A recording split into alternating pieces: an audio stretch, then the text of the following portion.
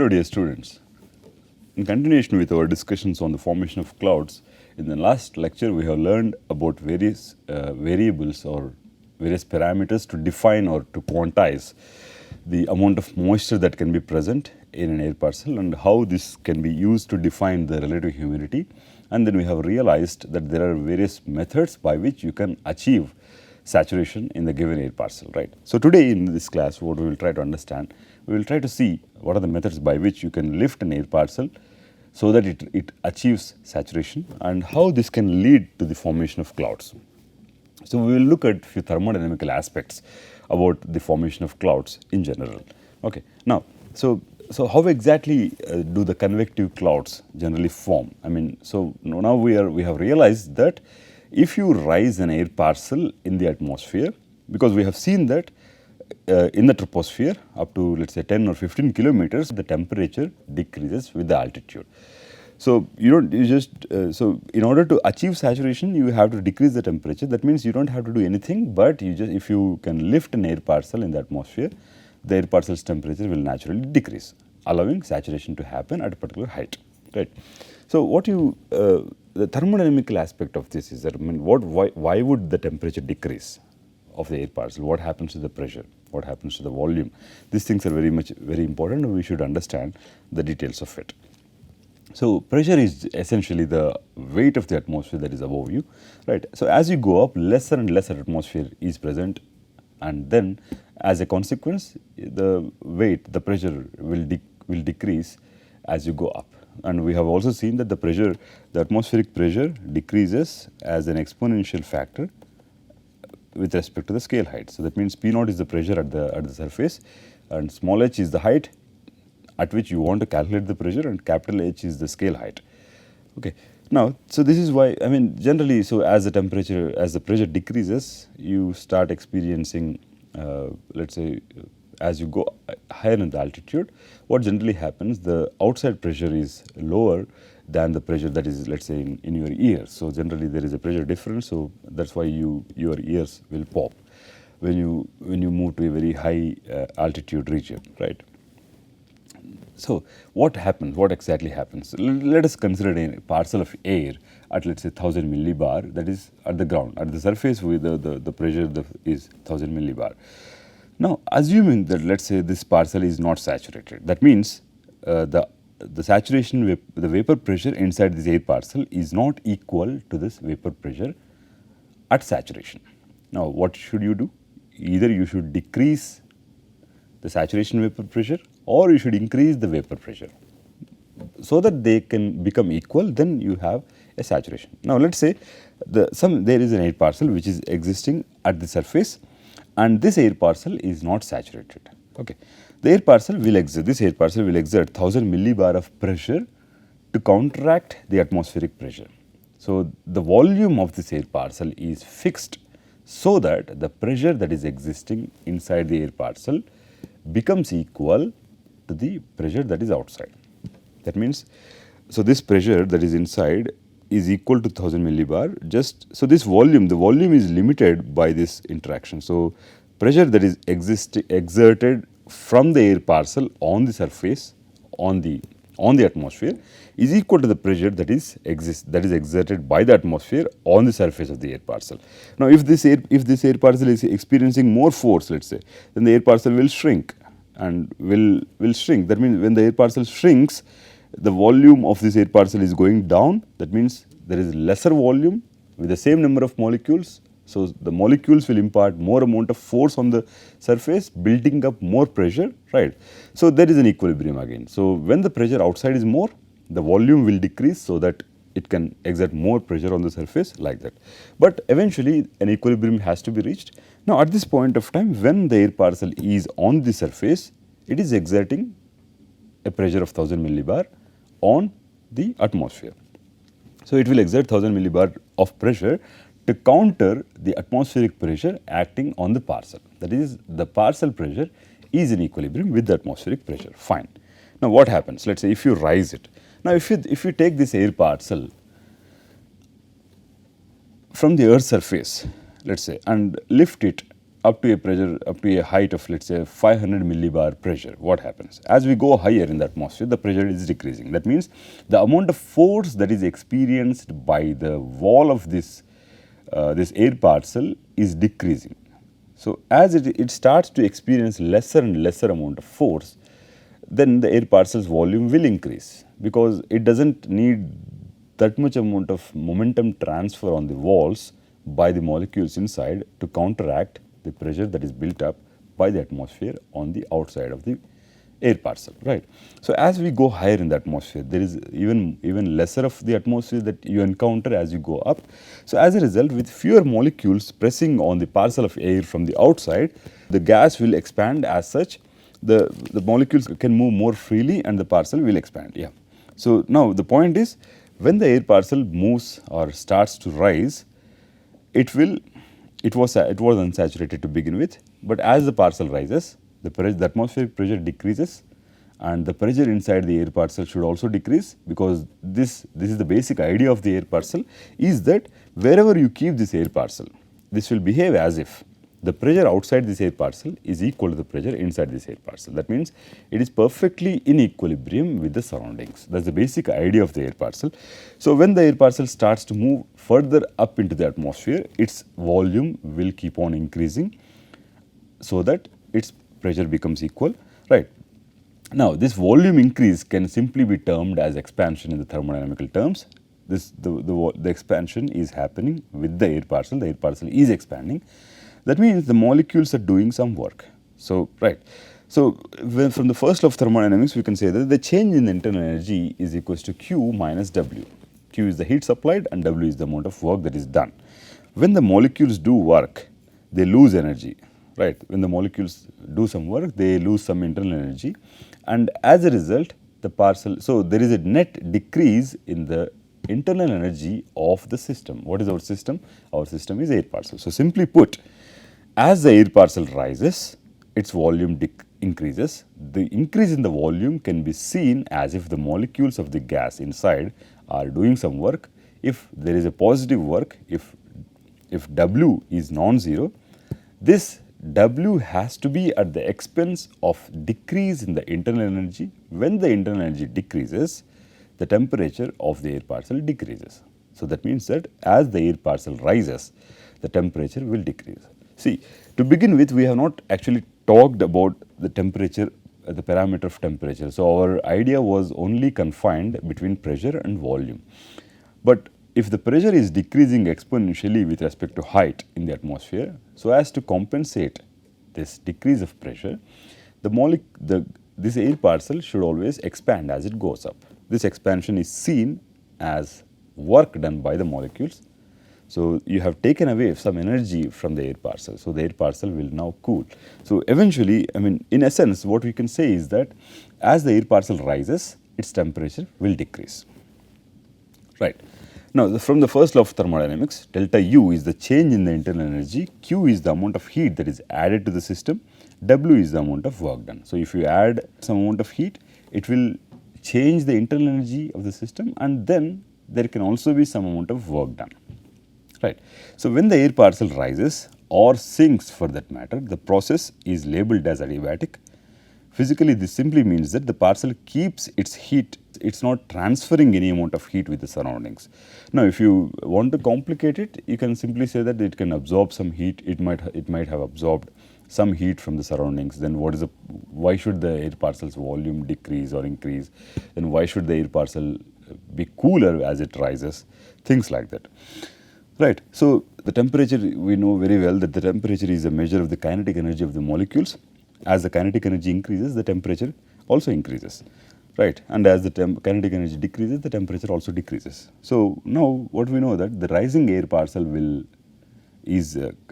rising air parcels are doing work, thus we know that they are changing their internal energy. So, this work that is done is at the expense of internal energy, because you are not adding any heat, right? You have kept Q as a constant. That means you are not giving any heat to the system. That means that whatever the work that is done is at the expense of internal energy, right? So, as the parcel rises, the temperature comes down inside the air parcel. and this is at the expense of decrease in the internal energy, and work is done by the system. I mean, the molecules are doing work, and when they do work, their energy is going down. This energy going down is reflected in the temperature decrease. And when the parcel sinks, what happens? Exactly opposite will happen. When the parcel is sinking, its volume is decreasing. That means if the volume is decreasing, why is this volume decreasing? It is decreasing to compensate or to counter the pressure that is more on the outside. That means that the molecules now are traveling even more faster. The work is done on the molecules. When the molecules are traveling faster, their kinetic energy is more. Then when their kinetic energy is more, it also reflects on its temperature becoming more. So here the sinking air parcel warms, so the temperature will increase, and the internal energy of the system will also increase in proportion to the temperature increase. And in this case, work is done on the molecules of the air parcel by the atmosphere. In the earlier case, work is done by the molecules of the air parcel, right? So this is the basic difference. So what you can understand from this is that when you take an air parcel above, let's say into the atmosphere with respect to the height, then this air parcel will of course expand and its temperature will decrease. This is the mechanism. This is the third important step or third important constituent in the formation of clouds, because we require lower temperatures to be present for the formation of clouds. So how do you get lower temperatures? You can get lower temperatures by rising an air parcel from the ground to a higher altitude, right? So this process is very much essential for the formation of clouds. Okay. Now, so decrease of temperature is also given with a very important physical parameter, which is called as the lapse rate. Lapse rate gives you the amount of temperature decrease if you travel into the atmosphere with respect to height. So how many degrees of Celsius, let's say, the temperature will drop by when you travel a certain distance is generally given as lapse rate. So these lapse rates are there are a variety of lapse rates. There are dry lapse rates, there are moist lapse rates, things like that. Okay. Now, lapse rate is always the decrease in the temperature, but not increase in the temperature. Lapse rate, you should always remember that lapse rate always gives you how much will be the temperature decrease when you travel a particular distance into the atmosphere, vertically upwards, let's say. So the rising air parcels will cool. Now, if the air parcel is unsaturated, like we started in the beginning, okay, the rate of cooling that you can get by rising it is fixed. This is called as the dry adiabatic lapse rate. The rate at which the temperature decreases when you travel upwards is called as the dry adiabatic lapse rate. Okay. So this is approximately 10 degrees Celsius for every kilometer that you travel upwards. So when you travel 1 kilometer, the temperature would have already decreased by 10 degrees Celsius. Now, a parcel that rises, for example, a parcel that rises 500 meters, which is half a kilometer, will cool by 5 degrees Celsius. And let's say, so if you make a similar relation, a parcel that will rise 1267 meters will cool by a temperature of 12.67 degrees Celsius. Okay, so this lapse rate is called as the dry adiabatic lapse rate. So you always remember this. This is also given by gamma D. Gamma D is the dry adiabatic lapse rate. Okay, so now if you see this picture, what you see is, let's say this thermal bubble that is originating at the surface is at 30 degrees Celsius. When it rises by 1 kilometer, 1000 meters, its temperature has come down to 22 degrees Celsius, right? Now, the air parcel is still unsaturated. That means getting saturation severely affects the rate at which the temperature decreases within the air parcel. That is a different story. We will get there, right? So a rising air parcel generally expands as it rises, and it results in cooling. Very good.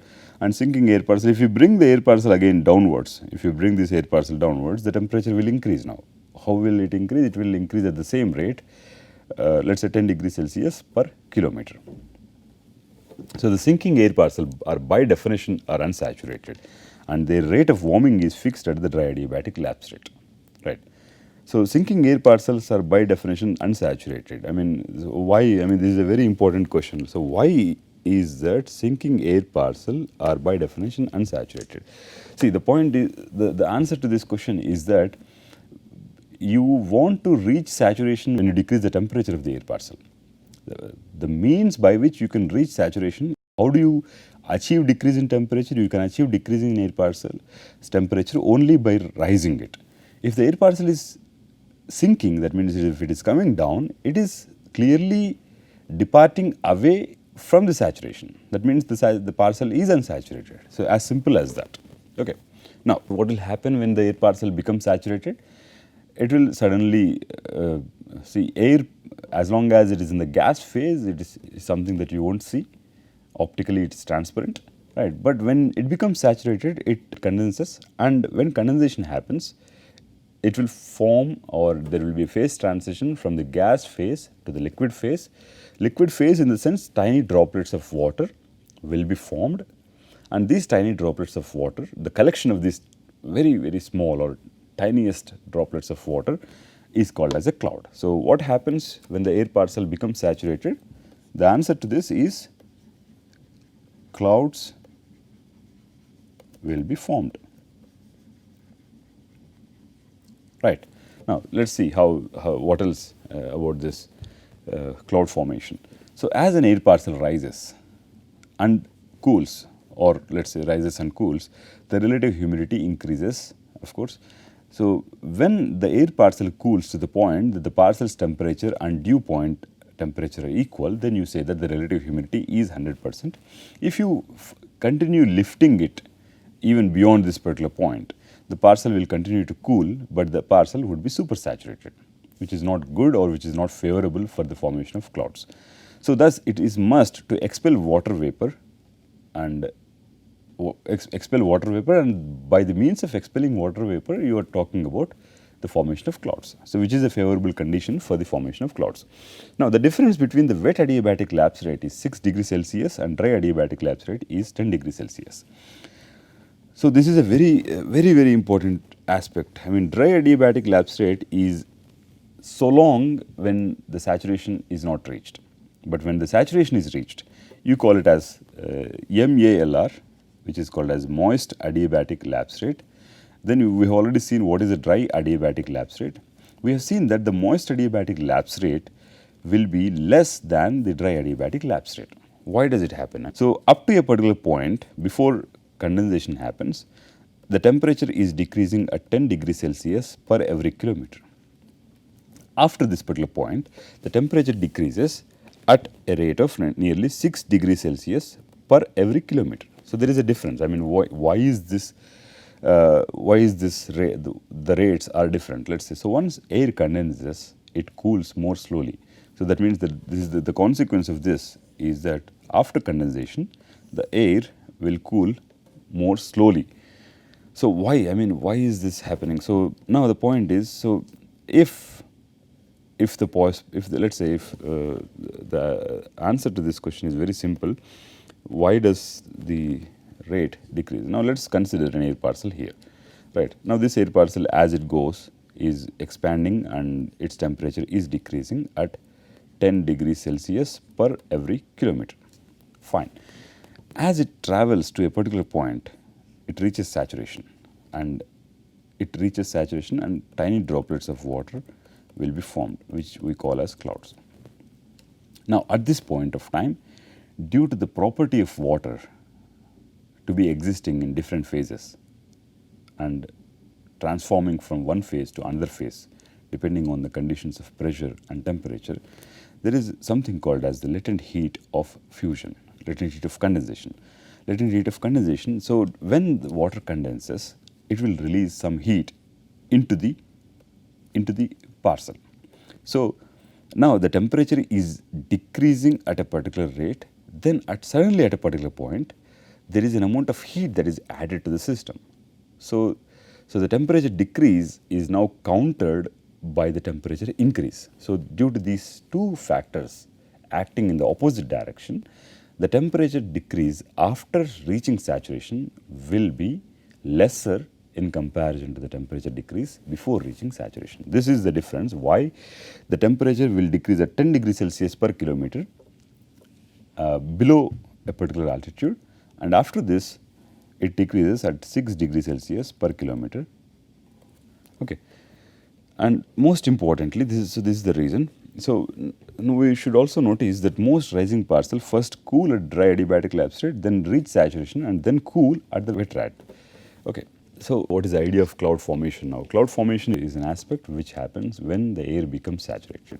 Now, if you see this picture, what you see is the air is forming into a bubble, let us say. As it rises, you are able to see that the temperature is decreasing at a rate of 10 degrees Celsius per every 1000 meters, right. So, this is the point where mixing ratio is equal to saturation mixing ratio, or this is the point where the relative humidity is 100%. That means, this is the point by decreasing the temperature you are able to reach a height at which the air is saturated. What is the immediate consequence when the air is saturated? When the immediate consequence is it will allow condensation. Condensation is the formation of clouds. So, the height at which the air is saturated and allows condensation is generally called as the lifting condensation level. So, this is a very important definition in atmospheric physics, which is called as the lifting condensation level.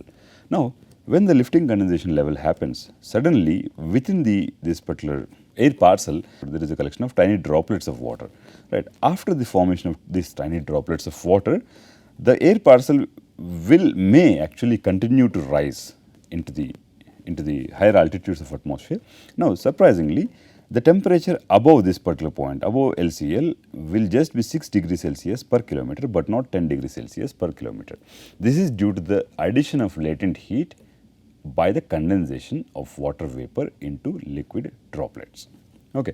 So, these are the basic ideas about cloud formation, and how we can define various lapse rates, how these lapse rates are different, and at which particular altitude the lapse rates will differ, and what is the reason for them to differ, right. So, in the next class we will try to understand what will happen if the atmosphere is kind of stable, what kind of vertical movement of the air parcel is permitted in each of the stability condition, and more importantly we will try to understand this figure simply says that this air parcel is rising. This figure simply says that this air parcel is rising in the altitude, right. So, we will try to look at the physical mechanisms which will allow this air parcel to rise. Something will not just rise in the atmosphere, because this air parcel is rising against the gravity. I mean, what could be the mechanism which could be driving this vertical lifting? Okay. So, we will try to understand all that in the subsequent classes. Okay.